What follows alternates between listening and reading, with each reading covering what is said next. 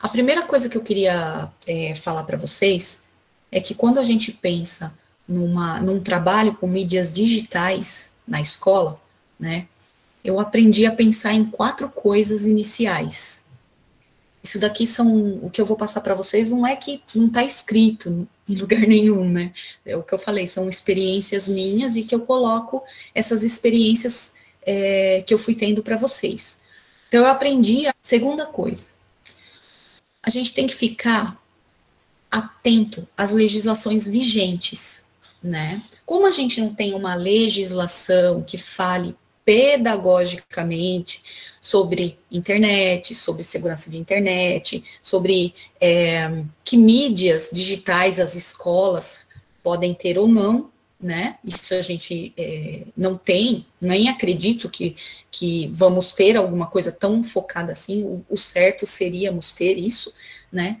A gente tem que ficar atento às legislações principais, que são mais ou menos essas daí que eu coloquei para vocês, que a gente já conhece. O que fala a Constituição Federal referente? Eu coloquei como leis temáticas, ok? Aquela lei do racismo, da homofobia, da pornografia, né? Que aí são já leis pontuais. E a gente tem que ficar atento também às demais legislações que surgem. Então, quando a gente pensa em trabalho, né, em ambientes digitais com variadas ferramentas e mídias digitais, a gente tem que ficar atento às legislações, sim, tá? Outra coisa, nessas legislações, elas são legislações, essas legislações são baseadas em vou dizer para vocês, interações físicas, né? Vamos dizer assim. A gente tem que lembrar, não só para a gente mesmo enquanto profissional, mas com o nosso trabalho com as crianças, né, com os alunos, que o que vale para o físico, vale também para o virtual. Tá? Então, a mesma legislação que nós temos para nós, aqui no físico, para pessoas, para instituições, ela também vale para o ambiente virtual. Tá? Porque que a gente também... Talvez seja até a primeira coisa a se pensar, né? Eu coloquei ali embaixo, mas não tem uma ordem assim. A gente pensar que o trabalho com as mídias digitais na escola, esse trabalho ele é um trabalho pedagógico, ele é um projeto pedagógico. A escola tem que ter isso como um projeto rotineiro, que eu já passei e que possivelmente todos nós, né? Então, eu coloquei algumas questões para a gente pensar. Por exemplo, criação de espaços virtuais, como blogs, redes sociais em geral e sites. Outra coisa, né, outra questão que sempre passa por nós também, que é a questão das postagens em ambientes virtuais das escolas. Já que a gente tem um ambiente, né, virtual, vamos ter na possibilidade de tê-lo, que questões a gente tem que ficar atento? Então, vamos lá.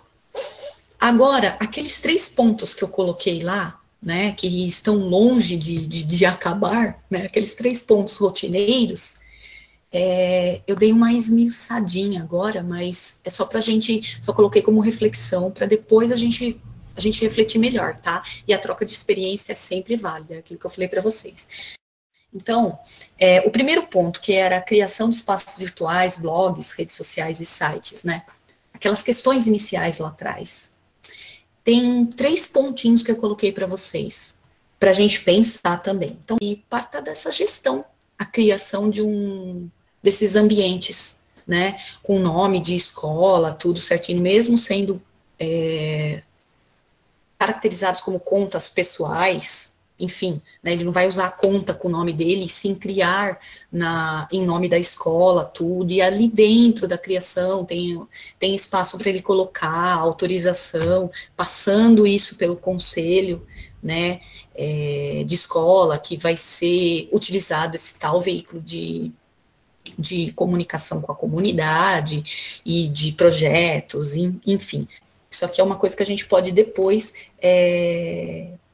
tá conversando também, né, a gente pode estar trocando experiências, porque a gente a gente sabe que tem algumas soluções encontradas pelas escolas. Por exemplo, tem escolas que eles destinam uma verba da APM, né, que eles tiram em festas e tudo mais, a gente sabe que isso é possível, isso é legalizado, né, e tem algumas plataformas que são pagas, alguns provedores baratinhos, algumas plataformas pagas. E aí a conta, lógico, tem a prestação de conta, tudo certinho, é uma coisa da instituição. Grupos de WhatsApp de professores, de gestores e de comunidades. Esse aqui dá um pouquinho de problema, né? Mas, enfim, hoje a gente tem muito isso, principalmente agora, né, que a gente está praticamente no virtual, precisamos avisar a comunidade. Teve escolas que não... Tem escola que já tem um blog ou um site mais consolidado, né? Escola que tem o WhatsApp da escola, uma coisa mais consolidada e conseguiu se virar bem nessa quarentena, né? Mas tem escola que não, que teve que criar alguma coisa às pressas para poder se comunicar, para a gente poder passar todas as informações, né? E a gente ficar atento, né? Sempre fazer as coisas com consciência, lembrando na questão da legislação, lembrando na questão dos direitos autorais, né? Quanto aos grupos, pessoal, o administrador de grupo do WhatsApp, ele é responsável por manter, até coloquei, entre aspas, saudável as relações no grupo, né? E tem que ficar também, a mesma coisa da interação do blog, tem que também ficar atento aos comentários impróprios, né? Então, pensar, eu vou criar um grupo para interagir com os meus alunos, né? Mas meus alunos são menores. Será que eles podem participar de um grupo de WhatsApp? Poder? Até pode. Mas a gente teve caso, por exemplo, de professores que receberam mensagens muito tarde de alunos, por exemplo, às vezes nem tratando de nada, falando de questão de trabalho mesmo, e os pais não gostaram nem um pouco.